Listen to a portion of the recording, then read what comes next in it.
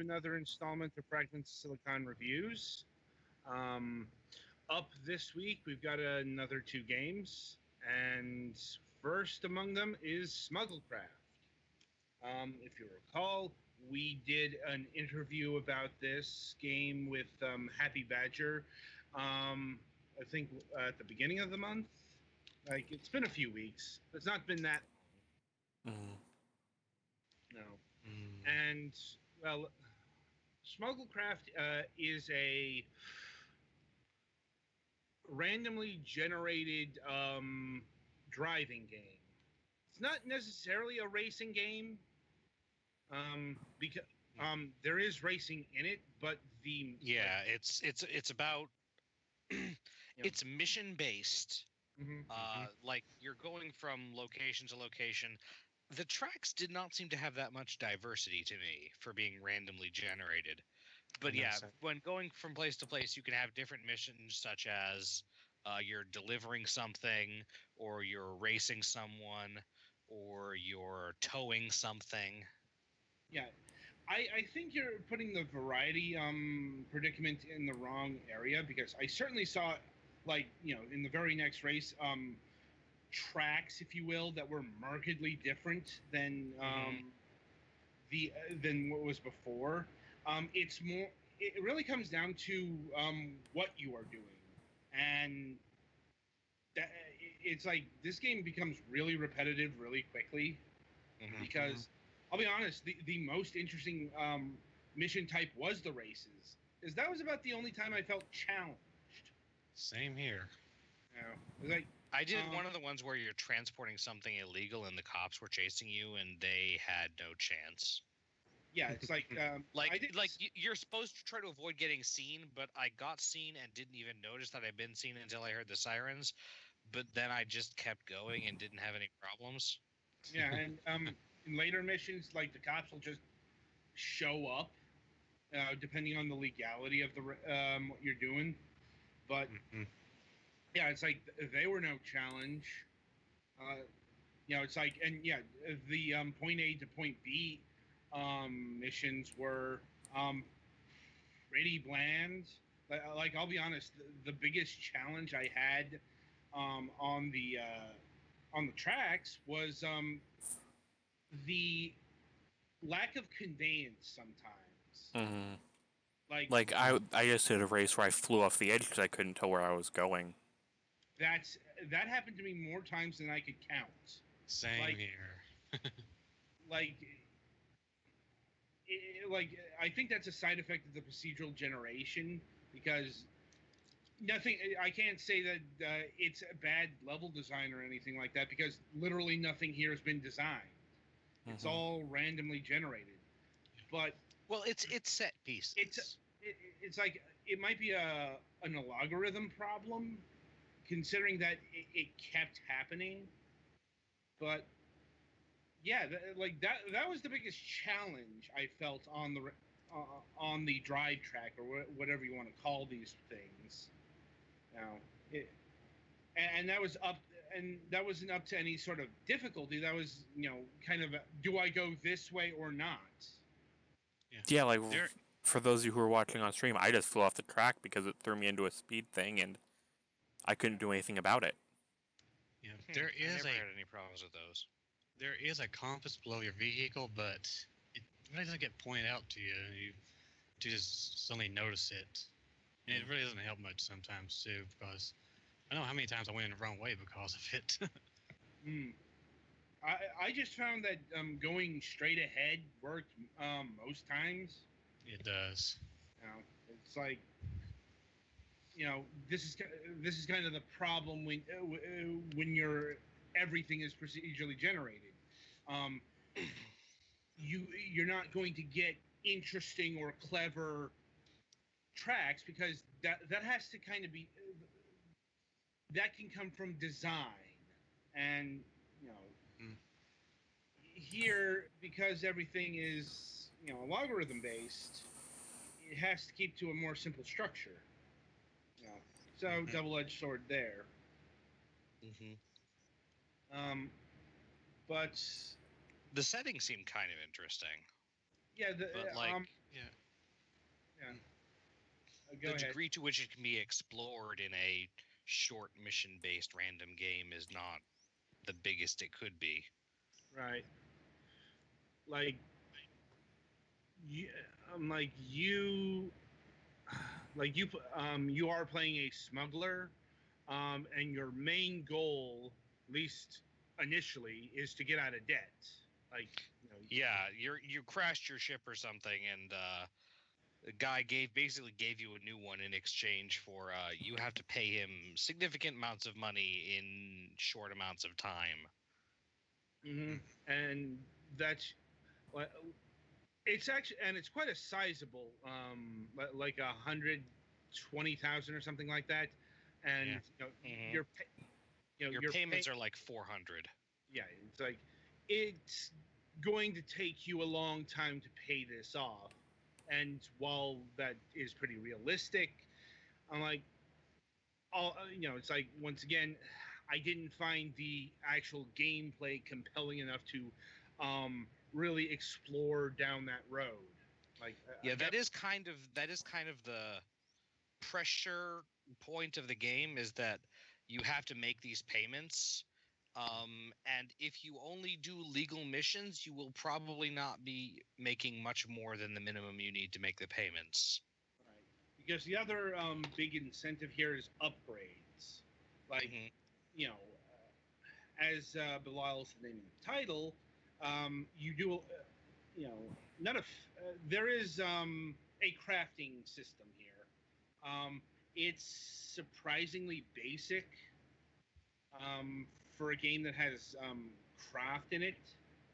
Like, you have like 5 or 6 parts to your hovercraft ship thingy, of which like 2 are required. Yeah, and there's like 10 sets each, and they're all presets. So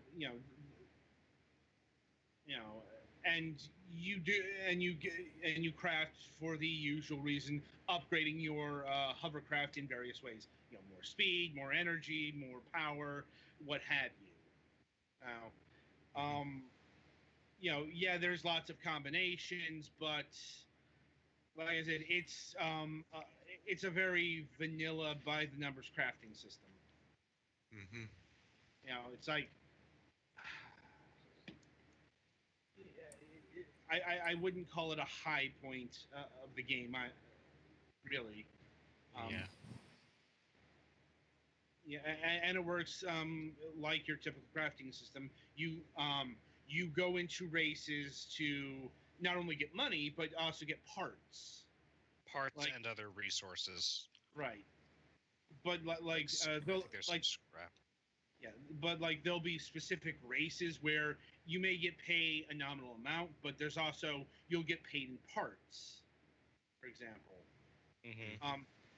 Like, also another option, this does have a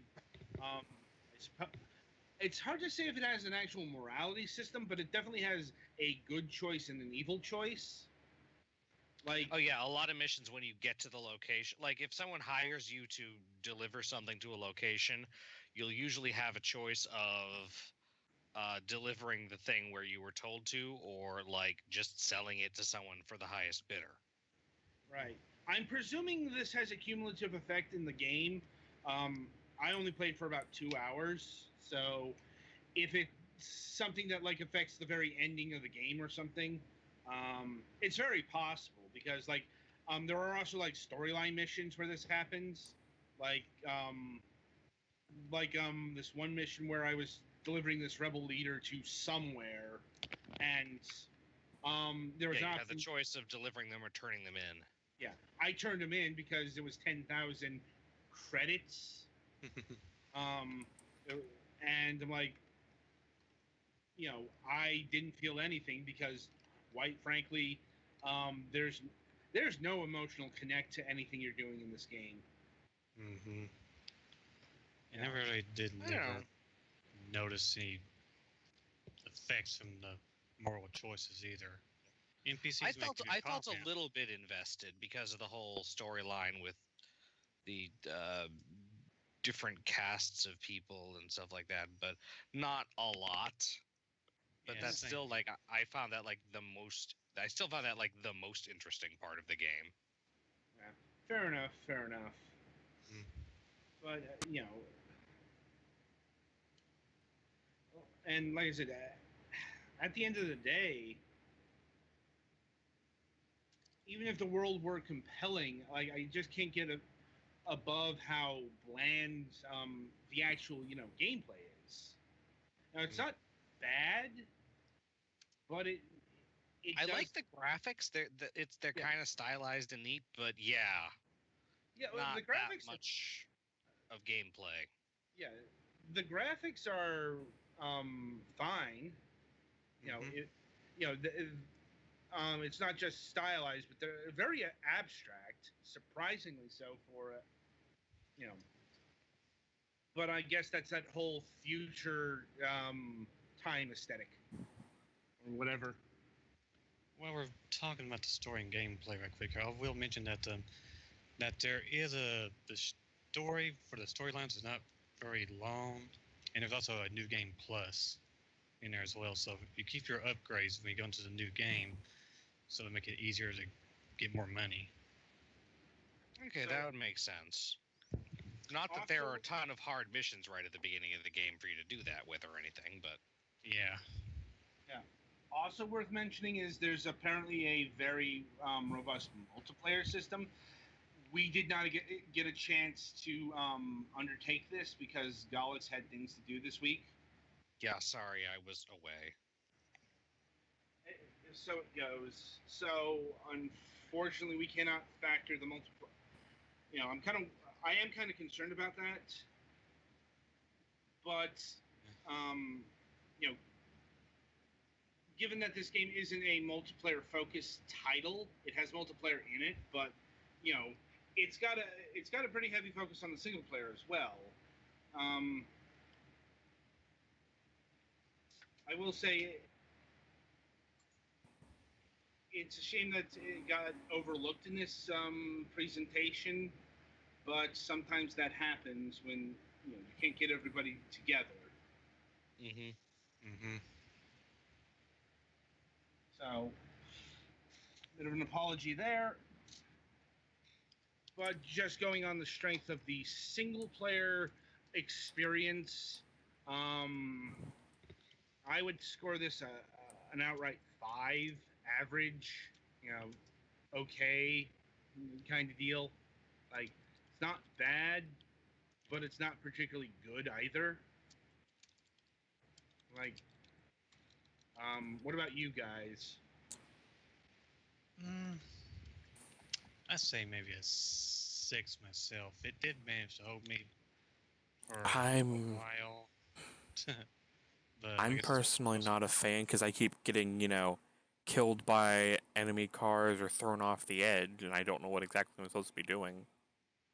Have you upgraded much? Because that didn't happen to me that much. Yeah, I didn't I get killed.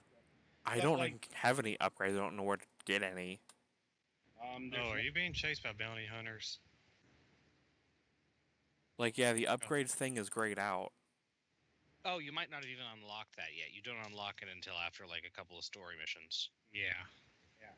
My guess would be that probably you're not reading the terrain very well or looking at the map. I don't know. Being trained.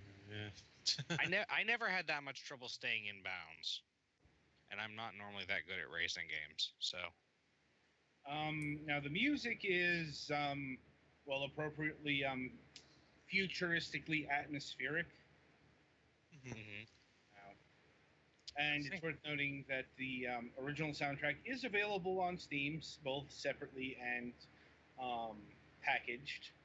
Like, it runs $7. I don't know, that might be a bit pricey for this soundtrack. Like, it wasn't bad, but once again, it was one of those things that worked well within the game, but I just couldn't see myself listening to outside of the game. But the option is there if you wish to do so. Like, Mhm. let's see. There's something I wanted to mention, but I kind of forgot it. What I was gonna say. I hate when that happens. Like, the upgrade system. Yeah, type of missions. I'm like, damn it, it's kind of gone. Anyway, price. So this game will usually run you $15, although we are recording this during a Steam sale, so it's currently going for $7.49. I think that's a perfectly and the soundtrack bundle is currently going for $11.46, so $12 out of a $21 package. I'm like, yeah, 50% off is about what I'd go in terms of pricing. Now, at $15, it's a bit more risky to recommend. Oh, that's what I wanted to mention.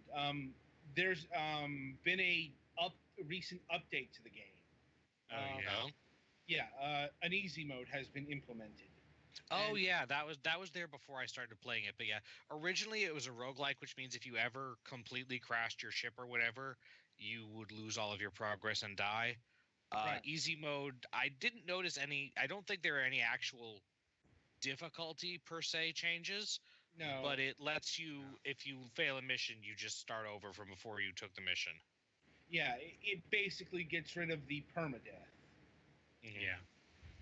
Which is honestly probably the way to go. Like, I didn't find the permadeath to be a compelling portion of this meal. Yeah, first off, unless you're doing really hard stuff, you're probably not going to lose much anyway. Yeah, not unless you careen off the track, which honestly is a danger even in the easier tracks. Or run out of energy, which will cost you 300 of your money. Yeah, which you don't always have that much. Yeah.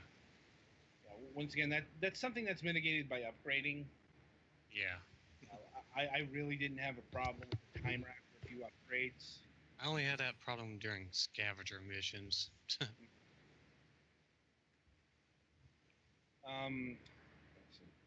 But yeah, at $15,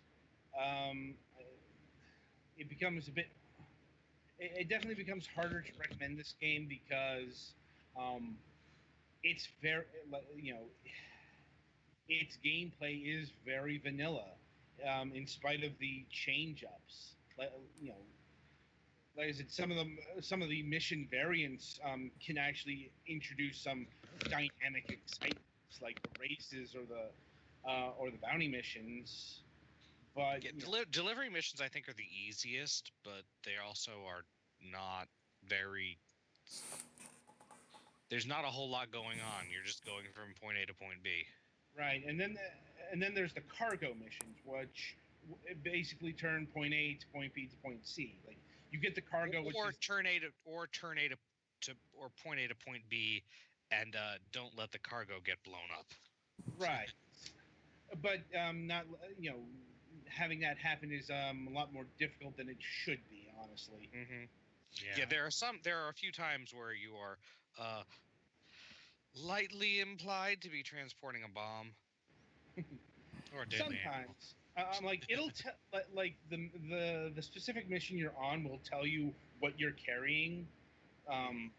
Be it explosives, weapons, vital organs. That one came up a few times. Yep. Physics. So this game is definitely on the arcade side of the equation, and that's putting it. Yeah. I mean, like, physics are more suggestions. Let's just say than anything remotely approaching reality. Like, you don't have to worry about friction too much. Although, yeah, I don't know how many times my rocket caused me to go sliding so often. Yeah. Yeah. Well, you are piloting a hovercraft. There's not going to be much friction. You're not. Yeah. You're literally not touching the ground. Yeah, You know. it's like that does come the danger of you're less piloting a hovercraft and more a ping pong ball. Yeah. It's especially annoying because for whatever reason, brake and boost are tied, or at least they were on my control scheme. They like are. Sometimes I would brake and I would boost. I'm like, why am I doing this? They have it's a drift boost basically, like in Mario Kart. Yeah, I know what it is. It's just still. It can be annoying sometimes. Yeah, it's more I wanted to brake than boost. I'm like, I'm more of an advocate of, having having the boost as a separate button or something like that. Yeah. Now, because when you boost, you're going to lose control. I mean, you got the drift boost, but you've also got the energy boost. Like at certain segments of the race or the driving mission. There are these glowing orbs they're like in the middle of the thing. Yeah, and if you stay near them for long enough, if you drive right under it, you'll be in its thing for long enough. If you're a little too far to either side, you might not be. Right, and you want to hit these things for not just the boost, because usually these are placed in very flat terrain, so you're probably not going to feel the. You're not going to careen off an edge. You might hit something, but the damage will be minimal. But, it's like, but the other reason is it refills your time or your energy meter. Yeah. It's like call it what you will, but it's basically your timer.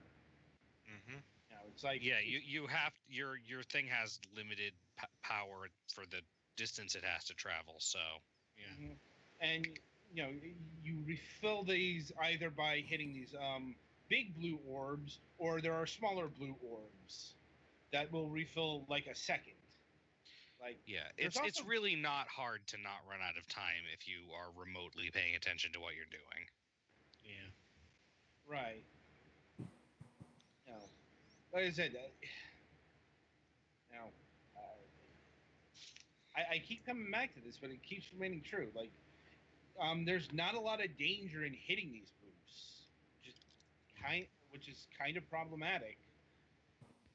Because there's just not a lot in the way of challenge.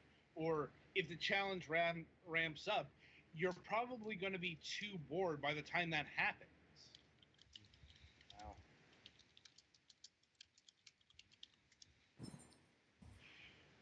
Right. So, anything else we need to cover in regards to Smugglecraft here? I don't know. I thought it was pretty neat mostly, but not really special. That's how I feel. It's maybe above average at best. I'm just, this is definitely less special than I was expecting. Given that this is another really, really weird mutate of the rogue genre. We are really getting to the the concept of you being a transporter with reasons to do legal stuff and reasons to do illegal stuff, kind of neat, but not much that it could do a lot more with that. Yeah, everything felt, pardon the pun here, weightless. And I don't mean like the driving, like all your actions, save like a few story missions, felt, okay. You might get how could you do this message and you just move on? I never really knew any backlash from my actions, really. Yeah, it's like they kind of forgot to put tangible like rewards or punishments or whatever, outside of like the immediate one. Like I said, I can't discount a like if you do too many bad things, you get the bad ending kind of deal. but the, that was farther along than I was willing to invest. Right. So, final thoughts on the game? Honestly, the videos and stuff made it look more interesting than it was. Definitely agree there. Like, just watching this game is honestly more fun than playing it, to be quite honest. I would agree. Yeah. It's unremarkable to play, but the story is kind of interesting. This might be a fun game to watch someone let's play if they can be interested in it. Yeah. Yeah, like I said, looking at the video here, the aesthetics are definitely the best thing going forward. Yeah, but when you're actually driving, you don't have time to sit there and, take in the scenery. You got to get the fuck out of there. Pretty much. Yeah. Plus, there isn't that much to the scenery. Mm-hmm. It's kind of like Far Cry 3 Blood Dragon in a way. Yeah, but that was much better. Right, so that'll about do it for our review of Smugglecraft. Be sure to tune in about a half an hour from now, as I will be reviewing the game Conarium. Once again, this is one of those, oh, hey, here's one code. So, yeah, I spent the majority of my week playing this game.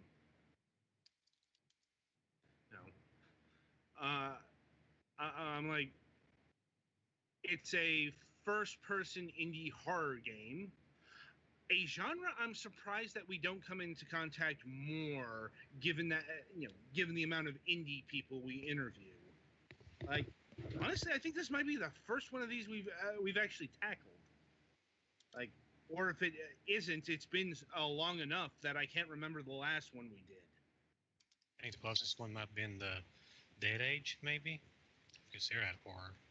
Close, not really. Like, the Dead Age was zombie crafting survival in a very basic JRPG wrapper.